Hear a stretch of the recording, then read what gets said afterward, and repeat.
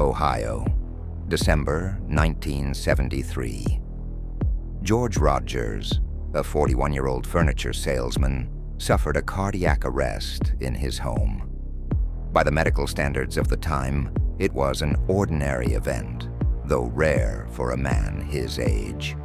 But when he regained consciousness in the intensive care unit, he was no ordinary man. He was obsessed with a number, 774128. He remembered seeing it during his clinical death, burned in golden light upon the chest of an angel.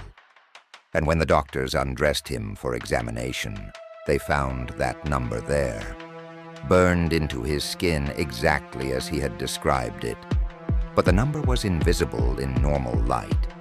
It appeared only under ultraviolet light, like a brand, like a tattoo made of light and fire. The doctors could not explain it. The skin showed no signs of burning. Under the microscope, the number looked as if it had been woven into the very fabric of his body, as if it had always been there, waiting to be seen. After that, George Rogers spent the rest of his life afraid of something nobody else could see, afraid of a system that tracked every action he took, afraid of a record being kept somewhere in another dimension. Pain was the first thing George felt. Pain in his chest. Crushing, overwhelming, as if a giant had placed a massive stone on top of him and was slowly pressing it down. The pain was so intense that it became everything: his thoughts, his breathing, his entire world. He was in the living room of his house, watching television, drinking beer, and then there was nothing but pain. George fell to the floor. His wife, Magda, heard the noise and ran in. He saw her face twisted with terror, saw her screaming, saw her calling an ambulance. But it all felt far away, as if it were happening in another room. And then the pain stopped. It was not relief. It was a complete cessation of sensation, as if his body had simply switched off, like a radio unplugged from the wall. George felt himself falling, but it was not a physical fall. He was falling inward, down, into a deep well of darkness. And then, light. It was a light he could not describe in words. Brighter than the sun, yet not blinding. Warm, yet not burning. It was a light that seemed alive, breathing, speaking in a language he could understand without words. George saw a tunnel made of light, energy, something his rational mind could not classify. He was inside the tunnel, moving through it, but he was not moving his legs. He was simply flying upward toward the end of the tunnel, where the light grew even brighter. And at the end of the tunnel was a figure. The figure was humanoid, but not quite. Too large, too bright, too perfect. As though the human body had been an attempt to imitate this being, and the attempt had not quite succeeded. The being had wings. Not wings like a bird's, but wings made of light, of energy, of the very air itself, it seemed. Wings that made music when they moved. Music that was both deeply sorrowful and deeply joyful at the same time. "George Rogers," the being said. Its voice was 1,000 voices, speaking in perfect harmony. "Welcome home." George wanted to answer, but he had no mouth. Or rather, he had no need of one. When he wanted to speak, his thoughts automatically became words, visible as light, readable to the being. "Where am I?" George asked. "You are in between," the being answered. "Between life and death, between this world and the next, between what you were and what you will become." "Am I going to die?" George asked. "Not yet," the being replied. "But your time is approaching. That is why I must record you." The being opened a book. The book was enormous, larger than any building George had ever seen, and it was filled with names, billions of names, Trillions of names, each one written in light, each one alive and breathing. "Your name is here," the being said, pointing to one of them. "George Rogers, born April 3rd, 1932. First sin, lying to your mother at age 4. Second sin, theft, age 5. Third sin, lust, age 13. George wanted to object, but the being kept speaking, listing every sin, every act, every thought he had ever hidden. The list was horrifyingly long. In total, 774,128 sins, the being said. And when it spoke that number, the number flashed before George in golden fire. A number burned into emptiness, glowing alive. That's not true," George tried to say. "I haven't lived that badly. I went to church. I prayed. I repented." "Repentance without action is only words," the being replied. "You prayed in church, but then cheated your clients in business. You told your wife you loved her, but looked at other women with lust.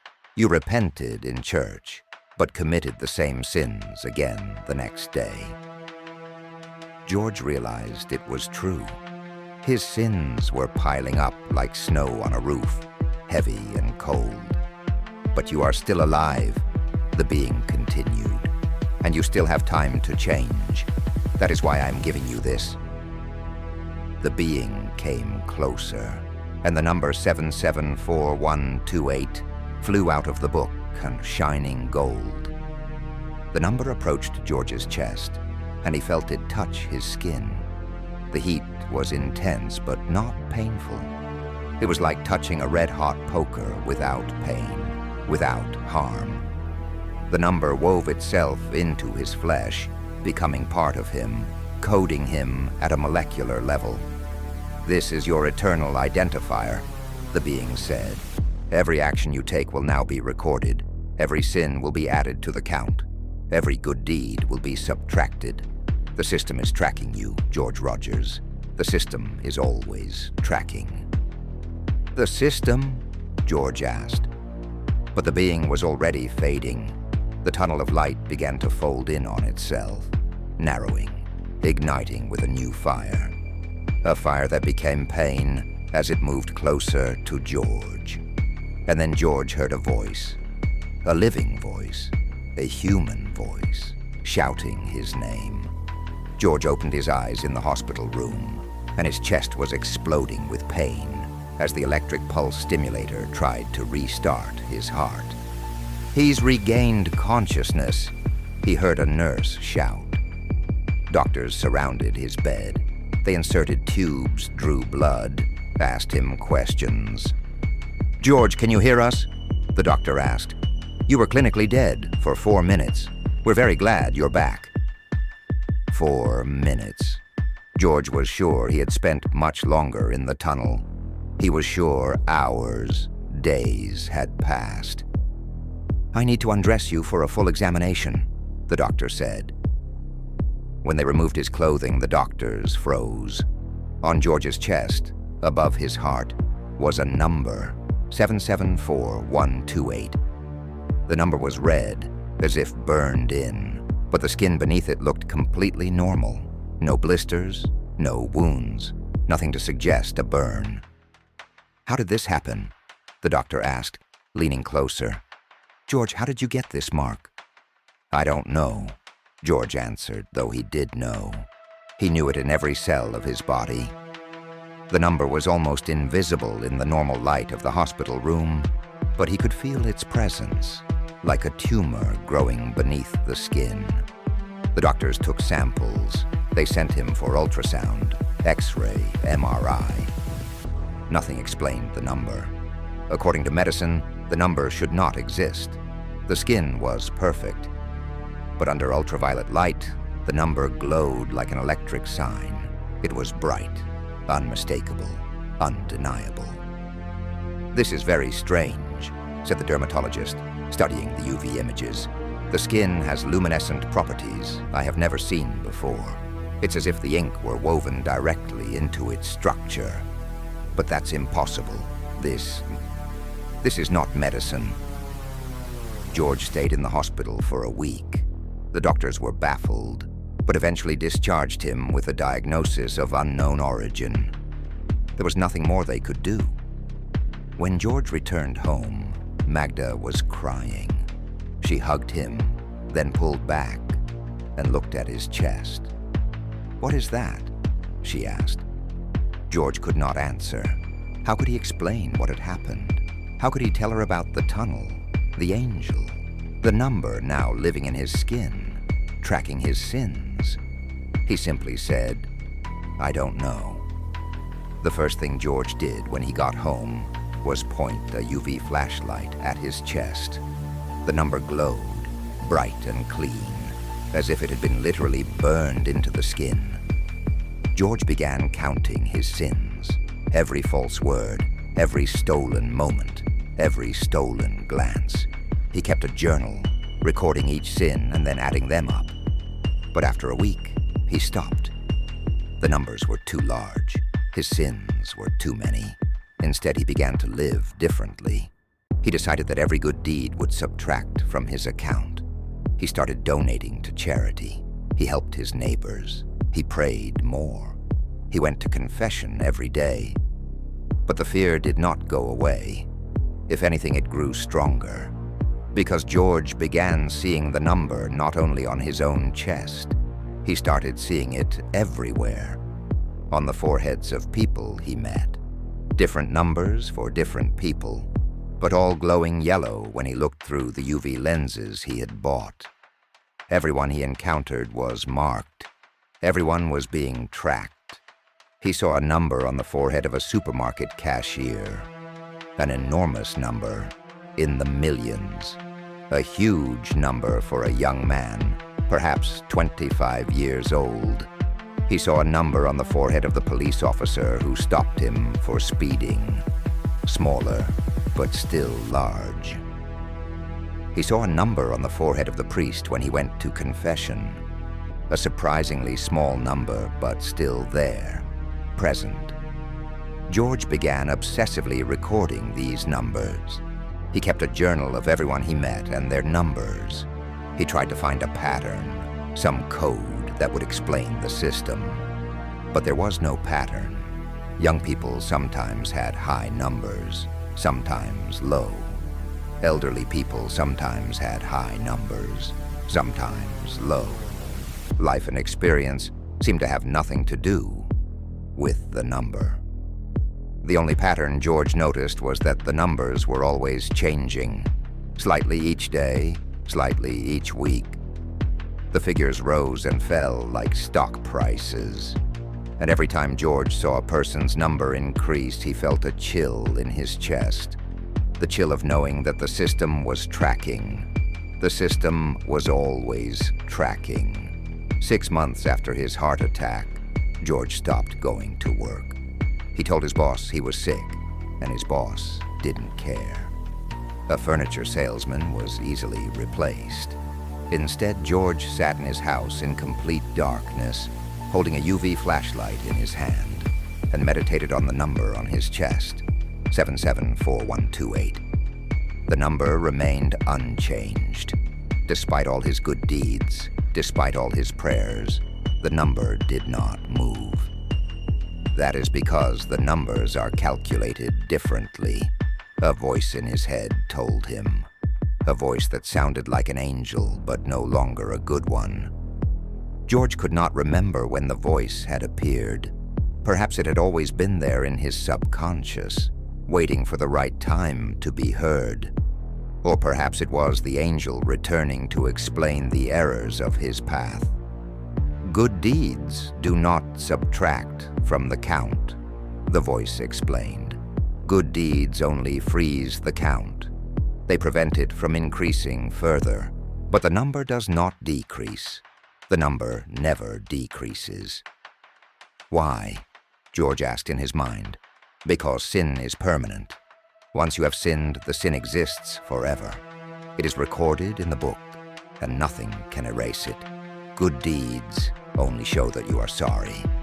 But sorrow does not remove sin. Sorrow only softens the sentence. George began starving himself. He believed that if he weakened his body enough, the system would identify him as dead and release him. But the voice laughed at him. The system does not work that way. The system only records. The system does not judge. Judgment comes later. Judgment comes when your account is complete. Magda became worried. She watched her husband wasting away, as if something invisible were consuming him. She saw his UV flashlight, saw the way he looked at people with suspicion, saw him recording their numbers. "George, you need help," she said. "The system is tracking you too, Magda," he answered. "Your number is 456891. You should not trust me. You should be afraid of me. Because I track sins. I am a recorder, like the angel." Magda called a psychiatrist. George was placed in a psychiatric hospital with a diagnosis of paranoid personality disorder, accompanied by hallucinations and grandiose delusions. In the hospital, George saw the same thing. Every patient, every doctor, every nurse had a number. Everyone was being tracked. Everyone was part of the system. "But I see something else," he said to one of the doctors, Dr. Marshall. "You have 2 numbers." Dr. Marshall set down his notepad. "George, there are no such things as numbers. It's all in your head." "No," George said. "One number is your number, the total of your sins. But the second number is different. The second number is the number of victims." Dr. Marshall stood up and walked away. George remained in the psychiatric hospital for 3 months. He was treated with antipsychotic medication. It did not help. He still saw numbers. He still heard the voice of the angel. When he was discharged, the doctors told Magda that his condition was incurable. The best they could do was manage his symptoms. George returned home and isolated himself completely. He sealed the windows with black film. He threw away all the UV flashlights, then bought more. Then he built a room in the basement that was completely black, where the only light came from UV lamps. Magda left him. She could no longer take it. The man she loved no longer existed. Instead, she had a ghost of a man, obsessed with invisible numbers, speaking to invisible angels.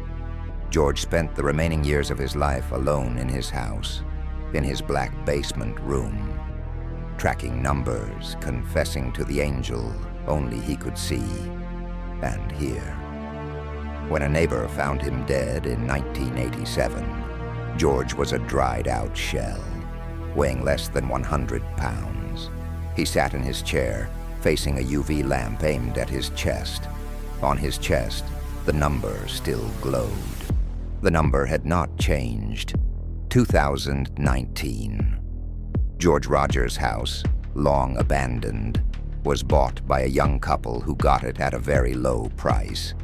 They planned to renovate it and flip it for profit. But while examining the house, they discovered the basement. In the basement, they found a room completely enclosed in glass, covered with reflective film. Inside the room was a UV lamp and a collection of journals filled with obsessive notes.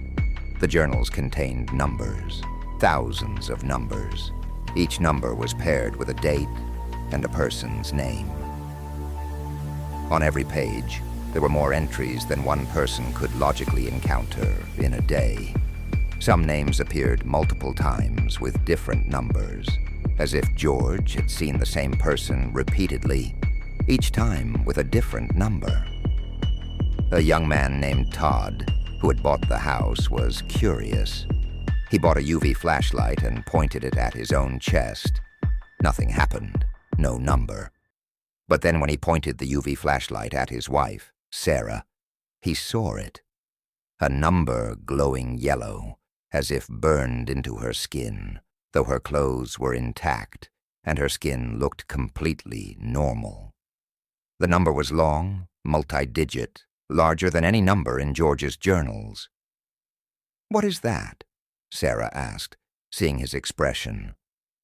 "I don't know," Todd replied, "but I don't think we were supposed to see that." They left the house the next day, leaving most of their furniture behind, and never returned. The house remains empty. Real estate agents no longer try to sell it. Everyone who enters the basement comes out with the same story. The UV lamp is always on. The journals are always open to the same page, and on that page is always written their name. On the page with their name are two numbers. The first is their sinful number, the number they were supposed to have at birth, the number that exists only in the system. The second number is always larger than the first, much larger. Cryptographer Marcus Johnson spent 3 years trying to decode the numbers in George's journals. He created a computer program to analyze the numbers, searching for patterns, codes, any hint of meaning. The program found a pattern. The numbers were not random. They were calculated by an algorithm so complex that Johnson could not fully understand it with his computers. But he grasped the core idea. The numbers were personal identifiers. Each number was unique to each person, calculated from their genetic code, their date of birth, their physical location, and something else Johnson could not identify. The algorithm seemed to assume that people had a system tracking them, a system that knew every sin, every movement, every thought.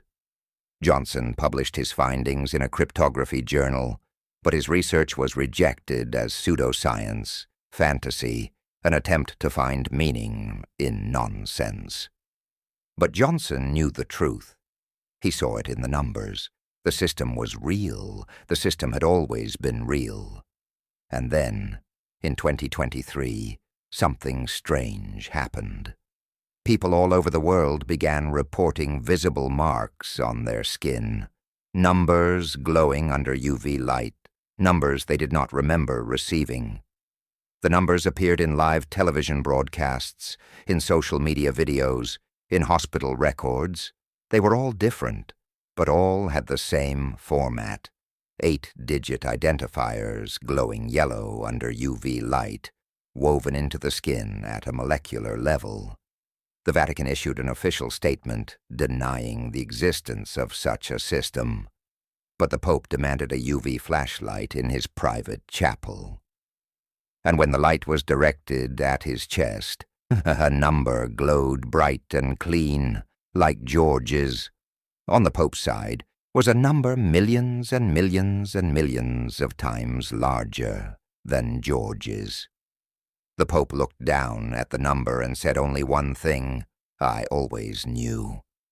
And in that moment, all the other numbers in the world shone brighter. The system activated, the system that had always been inside us, tracking us since birth, the system recording every sin, every mistake, every moment of weakness, was finally visible. And when it became visible, people understood that they were living in a house that did not belong to them, that they were registered, counted, catalogued, that they were not people, but data, that the system was tracking not only their sins, but them, and data, when no longer needed, is always deleted.